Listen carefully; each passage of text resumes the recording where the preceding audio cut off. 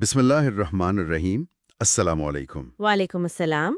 सबसे पहले तो अल-इल्म एजुकेशन सिस्टम की जानिब से हज 2026 की सआदत हासिल करने वाले तमाम खुशनसीब आज़मीन को दिल की गहराइयों से बहुत बहुत मुबारकबाद।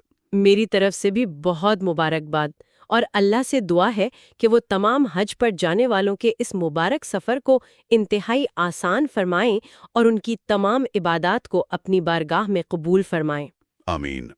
अच्छा, आज की इस गुफ्तगू का मकसद कोई आम बातचीत नहीं है, बल्कि ये एक इंतहाई संजीदा जायज़ा है जिसमें आज़मीन को घर से निकलने से लेकर उम्रा की तकमील तक के तमाम अमली, इंतज़ामी और रूहानी मराहिल को समझने की कोशिश की जाएगी। जाहिर है, क्योंकि ये सफ़र कदम कदम पर रहनुमाई मांगता है। लेकिन यहाँ मेरे जहन में एक बड़ी अजीब सी बात आती है। मतलब जब भी हज या उम्रा का जिक्र आता है तो फौरन जहन में काबा का गिलाफ, तवाफ और रूहानियत का ख्याल आता है। सही, एक जज्बाती मंजर बन जाता है। हाँ, लेकिन जब हम तैयारी की बात करते हैं तो इसका बहुत बड़ा हिस्सा घर से की जाने वाली अमली तैयारी, नज़्म-ओ-ज़ब्त और जिस्मानी सफाई पर मबनी है। तो आखिर एक रूहानी सफ़र की कामयाबी का इन्हिसार इन अमली और ज़ाहिरी चीज़ों पर क्यों है? देखें, ये एक बड़ी बुनियादी बात है। असल में हम अक्सर ये गलत फहमी पाल लेते हैं कि रूहानियत किसी और ही दुनिया की चीज़ है जिसका जिस्म से कोई ताल्लुक नहीं। अच्छा। जबकि इस सफ़र का फ़लसफ़ा ही यही है कि इंसान का ज़ाहिर और बातिन आपस में जुड़े हुए हैं। ये सफ़र सब्र और कवायद की पासदारी का इम्तिहान है। बैरूनी तैयारी दरअसल रूहानी सफ़र की सबसे पहली सीढ़ी होती है। यानी जब तक इंसान ज़ाहिरी तौर पर अपने नफ्स को कबूल नहीं करवाता, वो बातिन को। बिल्कुल, वो बातिन को तैयार ही नहीं कर सकता। तो इसका मतलब ये हुआ कि इस सफ़र का आगाज़ मीकात या एयरपोर्ट से नहीं, बल्कि अपने घर के गुस्ल खाने से ही हो जाता है। वाकई ऐसे ही है।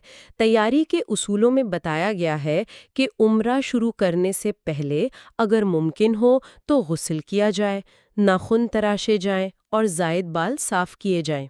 आम जिंदगी में तो ये महज सफाई के काम लगते हैं। आम दिनों में है, लेकिन इस मखसूस वक्त में ये एक अलामाती अमल बन जाता है। मतलब जब एक आज़म हज नाखून तराशता है तो वो नफ्सियाती तौर पर अपनी पिछली जिंदगी की गफलतों और दुनियादारी को खुद से काट रहा होता है। क्या बात है! यानी एक नए वजूद की तैयारी। बेशक, जिस्म की ये सफाई रूह की सफाई का पैगाम है और इस सफाई के फौरन बाद इंसान की शनाख्त तब्दील होती है, यानी एहराम का लिबास। सही। मर्दों के लिए दो सफ़ेद गैर सिलेवे लिबास यानी चादरें, और ख़वातीन के लिए सादा लिबास जिसमें चेहरा और हाथ खुले रहना ज़रूरी हैं। तो ये लिबास इंसान को उसकी मुआशरती हैसियत से बिल्कुल अलग कर देता है। यानी कोई फ़र्क नहीं रहता कि कोई अमीर है या गरीब। बिल्कुल। अहराम पहनने के बाद तमाम दुनियावी रुतबे ख़त्म हो जाते हैं। सब एक ही तरह दिखते हैं। ख़वातीन के लिबास में भी जो चेहरा और हाथ खुला रखने की शर्त है, वो इसी सादगी और आजिज़ी की अलामत है। अच्छा, अब फर्ज करें अहराम पहन लिया और हवाई सफ़र शुरू हो गया, तो एक बड़ा अहम इंतज़ामी मरहला आता है, ख़ास तौर पर उनके लिए जो बराह रास्त जिद्दा जा रहे हैं। हाँ, मीकात का मरहला। सही। लोगों को हैरत होती है कि जमीन पर नहीं, बल्कि हजारों फुट की बुलंदी पर हवाई जहाज में नियत करनी पड़ती है। मीकात गुजरने से तकरीबन आधा घंटा पहले जहाज में बाकायदा ऐलान होता है। असल में हवाई जहाज की रफ्तार इतनी तेज होती है कि मीकात की सरहद चंद मिनटों में गुजर सकती है। सही। इसलिए वो आधा घंटा पहले का ऐलान एक अलर्ट होता है कि अब मुसाफिर अपनी आम गुफ्तगू, सोना या खाना पीना छोड़कर पूरी तरह मुतवज्जा हो जाए। ये आम दुनिया और हरम की दुनिया के दरमियान एक सरहद है। और इस सरहद को पार करने से पहले उम्रा की नियत करना लाजमी है, और नियत के मखसूस अल्फाज बताए गए हैं। अल्लाहुम्मा इन्नी उरीदुल उम्रा फयस्सिर हाली व तक़ब्बलहा मिन्नी। यानी ए अल्लाह, मैं उम्रा की नियत करता हूँ, इसे मेरे लिए आसान फरमा और कबूल फरमा। और नियत के फौरन बाद तलबिया का आगाज होता है, लब्बैक अल्लाहुम्मा लब्बैक, लब्बैक ला शरीक लक लब्बैक। ये तलबिया असल में एक जवाब है। जवाब? कैसा जवाब? जब हज़रत इब्राहीम अलैहिस्सलाम ने अल्लाह के हुक्म से लोगों को काबे की तरफ बुलाया था, तो ये तलबिया उस हज़ारों साल पुरानी पुकार का सदाए लब्बैक है। अच्छा। जब जहाज की फिजा में लोग एक साथ आवाज बुलंद करते हैं तो हर शय पीछे छूट जाती है। صرف خالق اور مخلوق کا تعلق باقی رہتا ہے۔ مکہ پہنچنے، ہوٹل میں سامان رکھنے اور حرم جانے کے درمیان آج کے دور میں ایک نیا انتظامی قدم جڑ گیا ہے۔ یاد رکھیں، آپ کی آمد پر مقدس مقامات پر آپ کا نسک کارڈ آپ کو دے دیا جائے گا۔ یہ کارڈ حرم میں داخلے کے لیے لازمی ہے اور اس کے بغیر حرم جانے کی اجازت نہیں ہوگی۔ تو اب جب عازم حج مسجد الحرام پہنچتا ہے تو باوضو ہو کر مسجد میں دائیں پاؤں سے داخل ہوتا ہے اور ایک دعا پڑھتا ہے، اللہم افتح لی ابواب رحمتک، یعنی اے اللہ میرے لیے اپنی رحمت کے دروازے کھول دے۔ دائیں پاؤں سے شروعات ایک برکت کی علامت ہے، اور یہ دعا اس بات کا اقرار ہے کہ انسان اپنے عمل کی بنیاد پر نہیں بلکہ اللہ کی رحمت کا محتاج بن کر وہاں داخل ہو رہا ہے۔ اور داخل ہونے کے بعد وہ لمحہ آتا ہے جس کا انتظار پوری زندگی کیا جاتا ہے، کعبہ پر پہلی نظر۔ ہدایت یہ ہے کہ جیسے ہی کعبہ پر پہلی نظر پڑے تو قدم روک کر اور ہاتھ اٹھا کر اپنی تمام حاجت مانگنی چاہیے۔ یہ لمحہ تو بس بیان سے باہر ہے۔ انسان اپنی پوری زندگی ایک مخصوص سمت میں رخ کر کے نماز پڑھتا ہے، اس نے کبھی کعبہ سامنے نہیں دیکھا ہوتا۔ بے شک۔ اور پھر اچانک وہ سیاہ غلاف والی عمارت بالکل سامنے آ جاتی ہے۔ اس وقت تھم سا جاتا ہے، دماغ کی تمام دنیاوی فکریں اچانک غائب ہو جاتی ہیں اور دل سیدھا خالق سے جڑ جاتا ہے۔ یہ دعاؤں کی قبولیت کا بہترین وقت ہوتا ہے۔ اور اس پہلی نظر کے وقت ایک مخصوص دعا بھی ہے، اللہم زد ھذا البیت تشریفا و تعظیما و تکریما، یعنی اپنے لیے کچھ مانگنے سے پہلے اللہ کے گھر کی عظمت میں اضافے کی دعا کی جاتی ہے۔ یہ بھی تو بندگی کا ایک عظیم انداز ہے نا؟ بالکل۔ اس لمحے کے بعد عبادت کا عملی مرحلہ یعنی طواف شروع ہوتا ہے۔ طواف کعبے کے سامنے حجر اسود کے مقام سے شروع ہوتا ہے اور کل 7 چکر مکمل کیے جاتے ہیں۔ جی، اور طواف کا ایک خاص طریقہ بھی ہے۔ ہاں، مردوں کے لیے بتایا گیا ہے کہ پہلے 3 چکروں میں تیز چلنا، جسے رمل کہا جاتا ہے، وہ سنت ہے۔ مجھے سمجھ نہیں آتی، اللہ کے گھر میں تو عاجزی ہونی چاہیے، پھر یہ سینہ تان کر چلنا اور جسمانی طاقت کا مظاہرہ کیوں؟ اس کے پیچھے ایک بڑی خوبصورت تاریخ ہے۔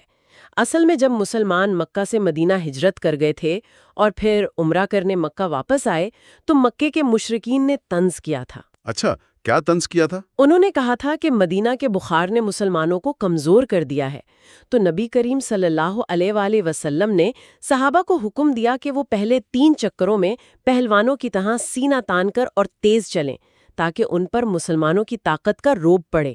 سبحان اللہ!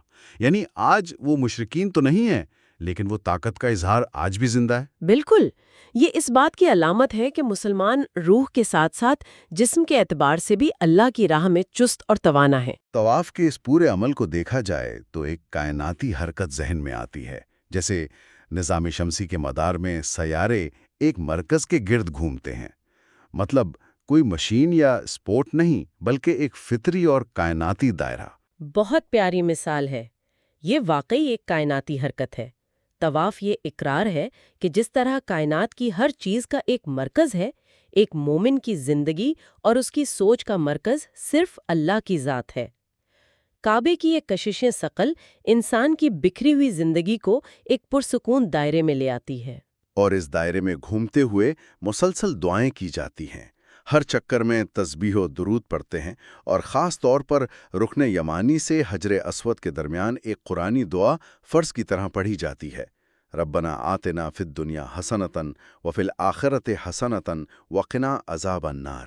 یعنی دنیا اور آخرت دونوں کی بھلائی مانگی جاتی ہے۔ صحیح، لیکن طواف کی ان ہدایات میں ایک پابندی کا بھی بہت سختی سے ذکر کیا گیا ہے۔ طواف اور عبادت کے دوران تصویریں یا سیلفی لینے سے مکمل پرہیز کرنا چاہیے۔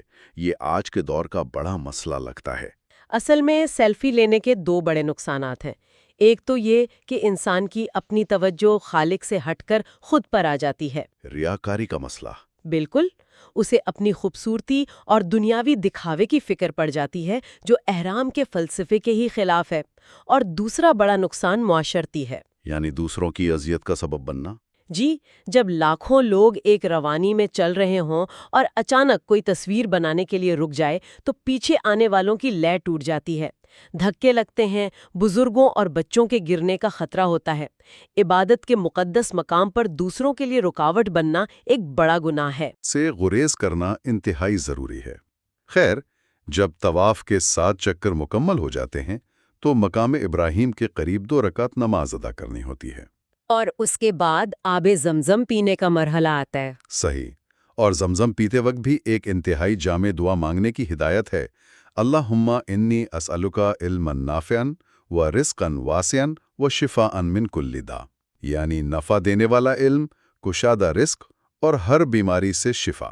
اگر غور کیا جائے تو انسان کی پوری دنیاوی زندگی انہی 3 چیزوں کے گرد گھومتی ہے: اچھی سوچ کے لیے علم، زندگی گزارنے کے لیے رزق اور عبادت کے لیے صحت۔ بے شک۔ اچھا، زمزم کے بعد حاجرم سعی کے لیے بڑھتا ہے، جو کہ صفا اور مروہ کے درمیان کی جاتی ہے۔ صفا سے آغاز ہو کر مروہ پر 1 چکر مکمل ہوتا ہے اور اس طرح کل 7 چکر لگائے جاتے ہیں۔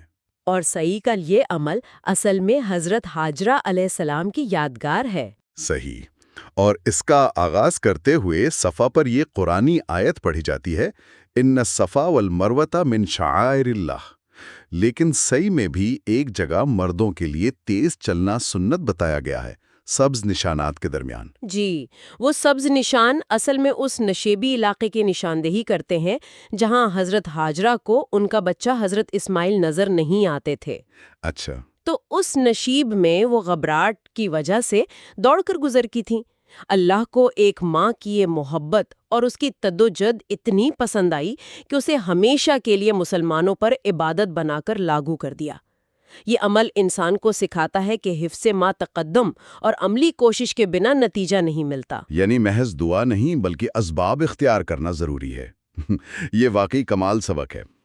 خیر، سعی کے بعد عمرہ کی تکمیل کا بالکل آخری مرحلہ آتا ہے، جسے حلق یا قصر کہا جاتا ہے۔ ہاں، یعنی بالوں کی قربانی۔ صحیح، مردوں کے لیے افضل ہے کہ وہ اپنا سر منڈوائیں یا پھر بال کٹوائیں، جبکہ خواتین کے لیے حکم ہے کہ وہ محض اپنے بال کے سرے سے تھوڑا سا حصہ کاٹیں۔ اس عملی قدم کی روحانیت کیا ہے؟ دیکھیں، انسان کے بال اس کی زینت اور غرور کی اہم علامت ہوتے ہیں۔ جب انسان اللہ کی رضا کے لیے اپنا سر منڈواتا ہے تو اصل میں وہ اپنی انا، اپنی ظاہری خوبصورتی کے غرور کو اللہ کے قدموں میں ڈال دیتا ہے۔ یہ اس کی مکمل سپردگی ہوتی ہے۔ اور اسی سپردگی کے عمل کے ساتھ ہی عمرہ مکمل ہو جاتا ہے۔ اب مسافر پر احرام کی وہ تمام پابندیاں ختم ہو جاتی ہیں جو میقات سے شروع ہوئی تھیں۔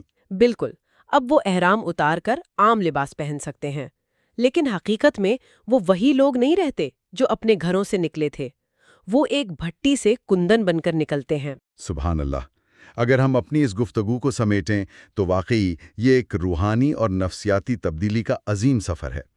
گھر کی عام صفائی اور ناخن تراشنے سے لے کر جہاز کی میقات پر نیت، طواف کے کائناتی دائروں، سعی کی سرگردانی اور آخر میں سر منڈوانے تک، یہ سب انسان کو دوبارہ نیا بناتا ہے۔ صحیح کہا، یہ انسان کی پوری شخصیت کی تعمیر نو کرتا ہے۔ لیکن اس سب کے آخر میں میرے ذہن میں ایک بڑی اہم اور غور طلب بات آتی ہے۔